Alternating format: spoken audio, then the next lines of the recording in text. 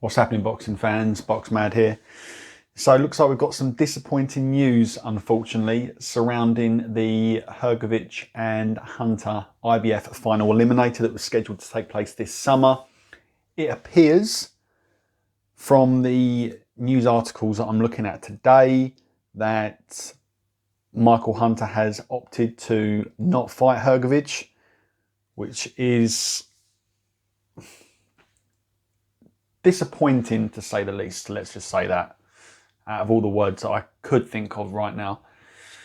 So if the videos and news articles that I'm seeing this morning are indeed correct and this fight doesn't happen,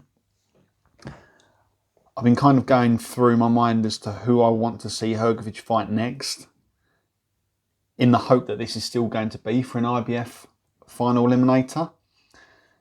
Now, the way it worked regarding this fight was that the purse bid was won by Matchroom for over $600,000. And the IBF rules state that the highest ranked fighter will receive a 60-40 split. So in this case, Hunter was set to receive a 60-40 split of the purse, which is good money. Nothing to be frowned upon. I mean, I'll leave you to do the maths on a $600,000 purse, okay? Now, if Hunter is indeed out of the fight, then he will lose his top 10 ranking. So I just sort of head over to the IBF rankings just to see who could potentially take Hunter's place if this fight is still indeed scheduled to go ahead this summer. Now, looking down the list, now Charles Martin is currently second. Now, he's out of contention because he actually turned down this fight with Hrgovic originally. So we know it's not going to be Charles Martin.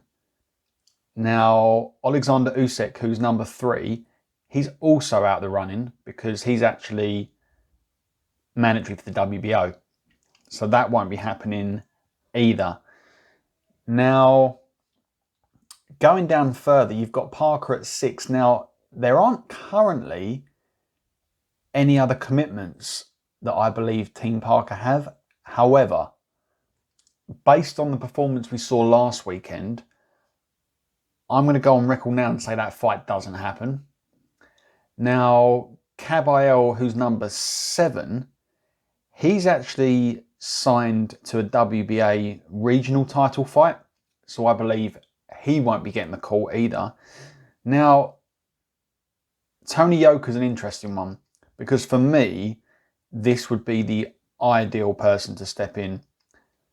Hrgovic, Yoka, 2 undefeated prospects. I think that's a great fight. Whether that's an eliminator or not, that's a great fight. But for an eliminator, yes, please. Now, that's just kind of like the fan in me speaking. Now, if I actually rationalise this, we've got a couple of issues. The first issue is that Yoka is actually ordered to defend his EU title this summer. So, personally, I think he's going to have to take care of business with that. And a lot of people are probably going to say also that he's only 10-0. He's nowhere near ready to challenge for a world title. Now, I agree, but based on everything I've said over previous videos, just think about this, right? Whoever wins that IBF eliminator, they're still going to be looking at another sort of 18 months to maybe even possibly 2 years until they get that shot at the world title. So if Yoka and Hrgovic fight now, whoever wins, they're potentially still going to have some fights before they fight for the world title. Obviously, they've got to win those fights to keep their mandatory position. So I'm in two minds. I mean, for me, I just want to see Hrgovic and Tony Yoka. Both undefeated, both great prospects.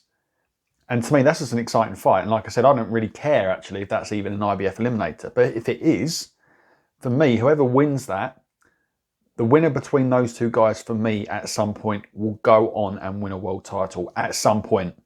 I'm not saying it's going to be in the Joshua and Fury era, but for me, whoever can win between those two, if they decide to fight each other, they will win a world title.